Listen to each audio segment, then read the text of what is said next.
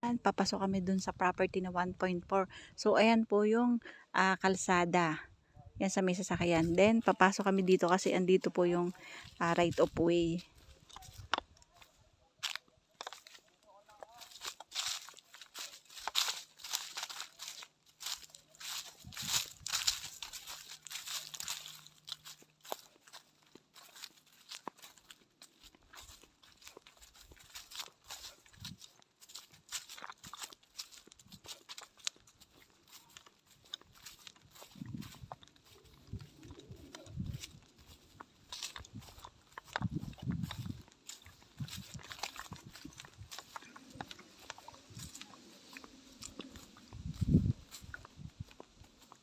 Yun po ay 1.4 hectares na overlooking po ang Laguna de Bay.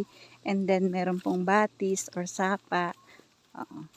Ayan po pala yung line ng tubig. Yan po ay galing sa bukal.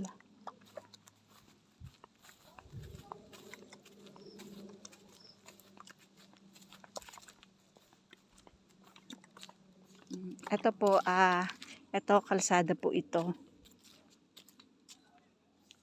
Ito po yung gagawing daan.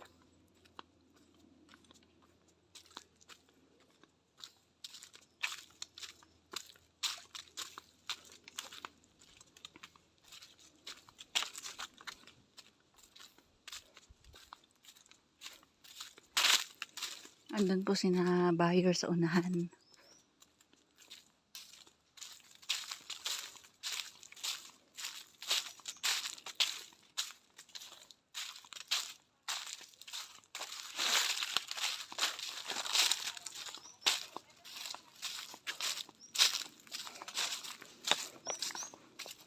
Ayan po yung may-ari nung kabilang farm. Nagbabakod po sila.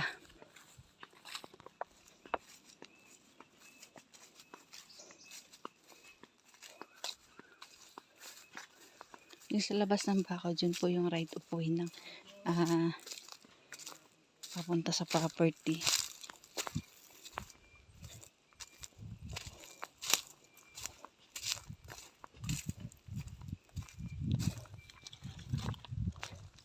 Tatanim sila.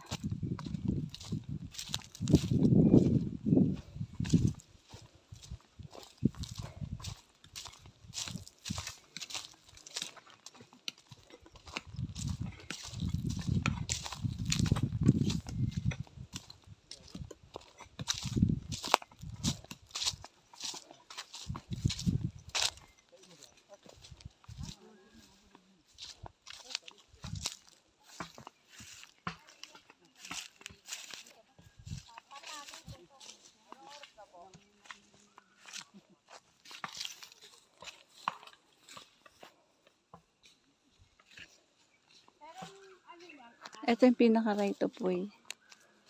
Video call.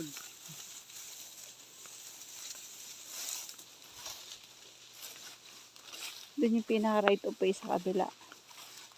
So ito, nag-shortcut lang kami. Tagain ko ng ate ko.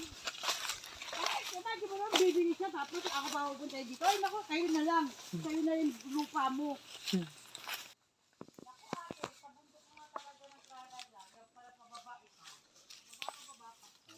Oh, ayan po ang start ng property. Kung makikita nyo yan, overlooking po ang Laguna de Bay. Yan. Basta malilinis lang po ito. So, tip lang po, ito po ay pa-slope. Maganda po siyang i-develop. Magandang gawing camping site, staycation. Yun nga lang po, sa ngayon, hindi pa develop yung kalsada, yung pinaka right of way niya. Ito po ay titulado, meron pong sapa sa loob.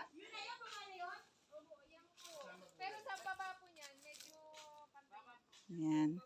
Pababa po siya. May part na malalim, may part na hindi. Yan, overlook po. Kung makikita niyo yung mga puti-puti dyan, yun po ang Laguna de Bay.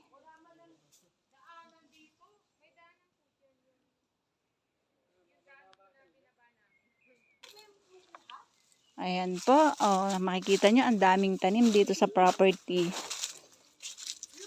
Ito po yung 1.4 hectares na titulado. 2 titulo po ito mga ka-farmland. At ang presyo po nito ay 200 pesos per square meter. Pero try nating tumawad sa may-ari ng lupa. Ayan, kung makikita nyo, ayan ang lansones, rambutan, niyog,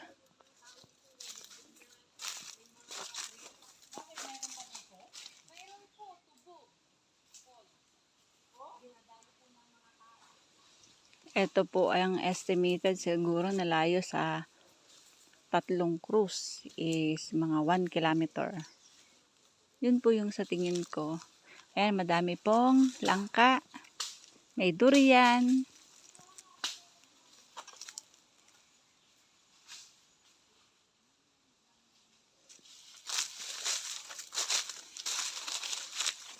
pa-slope ang property, pero pag i-develop siya, magagawan po talaga siya ng paraan yung madaanan, kasi pwede pong gawin pa spiral yung pinaka-design ng ng hagdan pababa doon.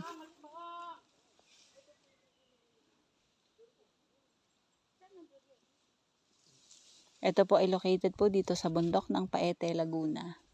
Madami siyang tanim na niyog. Madami ding niyog.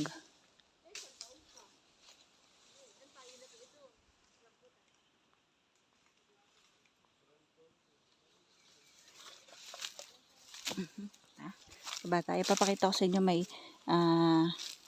ano sa baba. Merong sapa.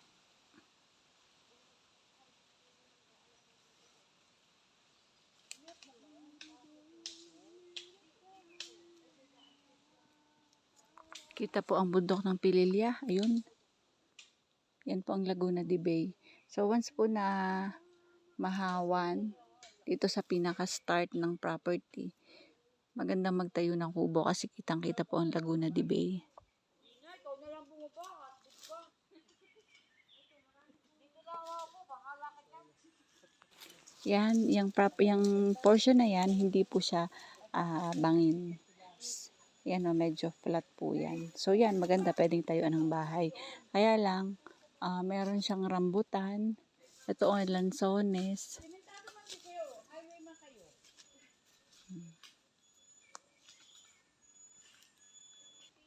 Ito yung portion na to. Yan, flat siya. Yan, pwede tayo magbuko. May panungkit, oh. Anong puno yan? Pili. Yan? Oh, ayun, ang daming bunga. Pili. May bunga yun, oh. Oh. Pilaway. Ang dami ng bunga, oh. Naghahanap nga ako ng laglag eh. Ayan, ang dami pong bunga ng pili nuts. Ayan o, pilaway sa amin, kung tawagin. Ang dami pong bunga ng nyog. May dalandan. Ayan o, rambutan. Ayan, santol. So, madami talagang tanim dito sa property.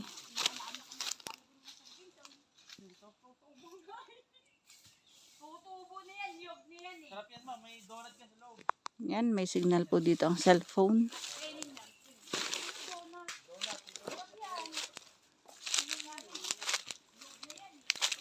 Ayan, ito kasama pa to sa property. Ayan na, may rambutan pa doon. Madami pala talagang tanim dito. Slope nga lang. Tapos ayan, ang daming tubo ng mga pili. Ayan, kasi ang daming bunga ng pili. Ayun oh. Ang ganda ng ano niya. Madaming sanga. Meron yung dito laglag. Ang daming ate. Yan, sa may part dyan, andyan ang sapa or yung batis. Bababa ako doon. Yan, nagpipiknik na sila buyer. Oh. Tatry daw yung puto lamig. Anong tawag dyan yung tubo? Hindi, may ayan, tinitingnan nila yung yung tubo. Para siyang cotton candy.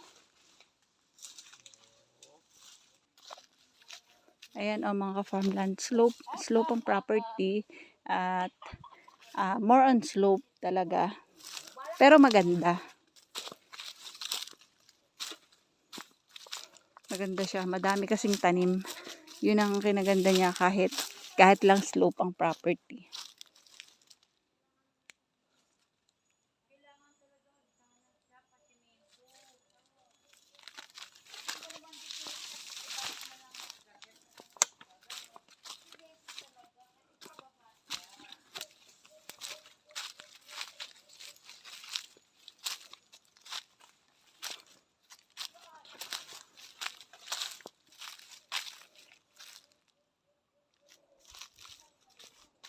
Pupunta tayo sa sa sapa. Ayun, kung makikita nyo, may tubig yung sapa. Ayun, tabi-tabi po.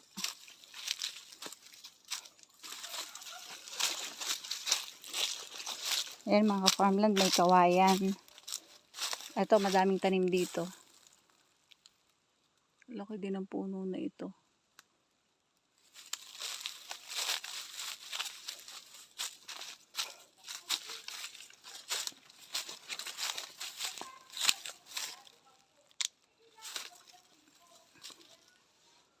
Ayan ang sapa.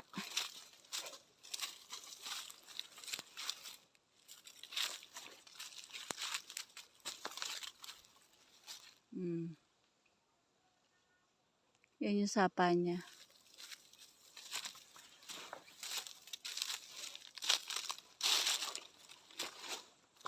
Ito po ay 1.4 hectares mga ka-farmland at titulado. Yan. Ayun sapa. Puntahan ka, papakita ko sa inyo. Ayan ang mga nyog. Santol. May mga dalandan din. Tinry ko kasing i-video from dun sa cemented na barangay road up to dito. Yung minutes niya, may kinat lang ako pero in-estimate ko din naman yung pag-cut ko. Ano siya, 5 to 6 minutes walk lang. Ayan, may mga dalandan.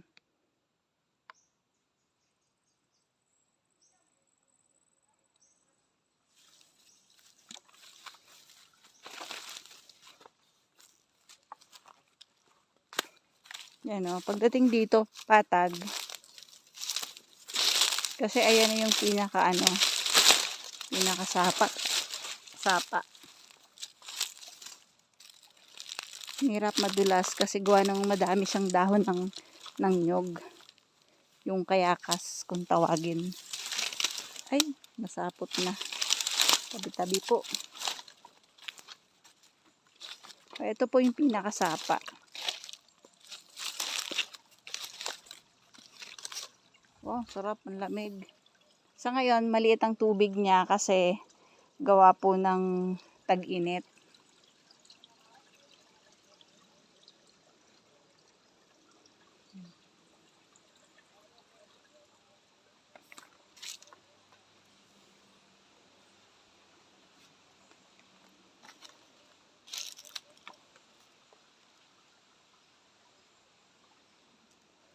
Ito po ang loob dito sa 1.4 hectares.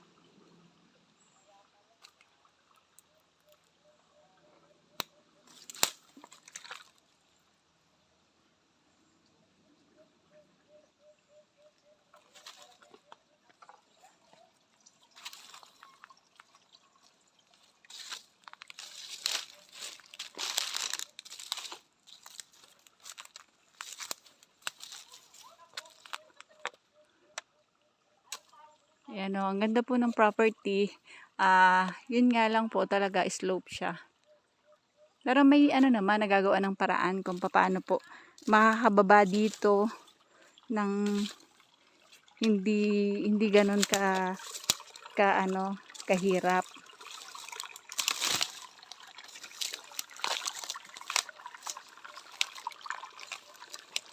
Ayan ito yung pinaka niya, batis or sapa.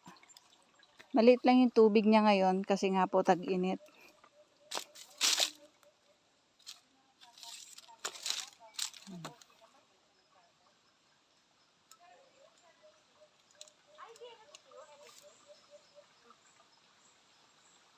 Dami niyang tanim. So, income generated kasi dami ng buko. Nananabi ako dito sa sapa, mga ka-farmland.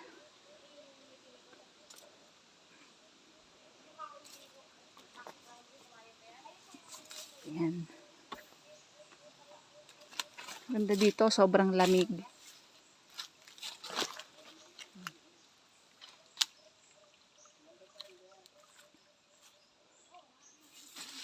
Yung sa mga buyer dyan na mahilig ng ganito, yung may ilog or sapa or batis, baka ito na yung hinahanap nyo.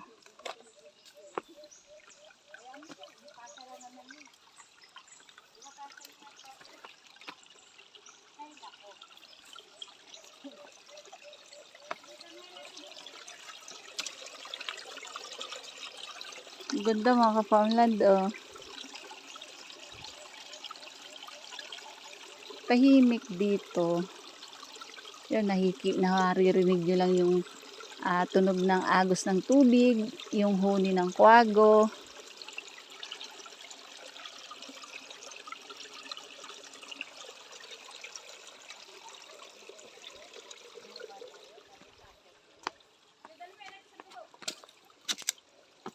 Ito, kukunin ko po ito kasi may meriendahin namin. Ito po yung tinatawag na tubo. Nyog na may tubo, babaakin namin kasi meron tong cotton candy sa loob.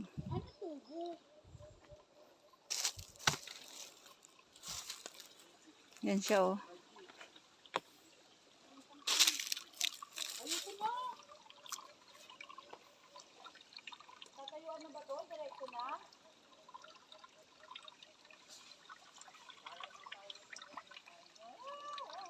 Yan ang mga ka-farmland, malaking tubig dito. May ipon.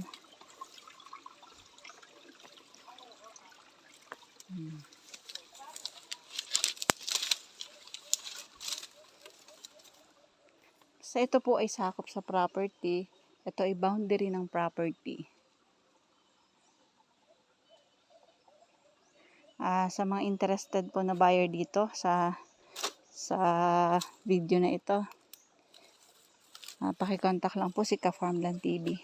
Doon po sa mga buyer ko or mga viewers po na mga nagpi-PM sa Facebook page, pasensya na po kayo kasi medyo busy si Ka-Farmland TV. So, minsan late po kung sumagot.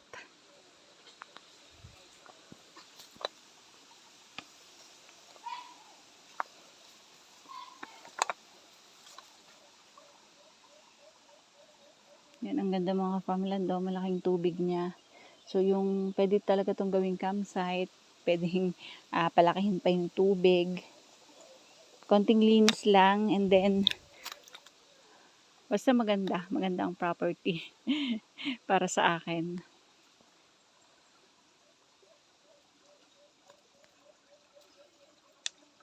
Ulit ko, ito po ay 1.4 hectares. Located po dito sa bundok ng Paete, Laguna.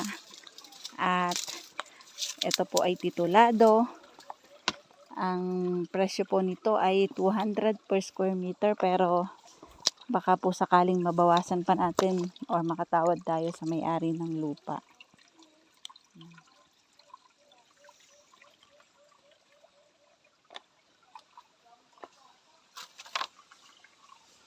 Yan, income generated po, o may nininiyog.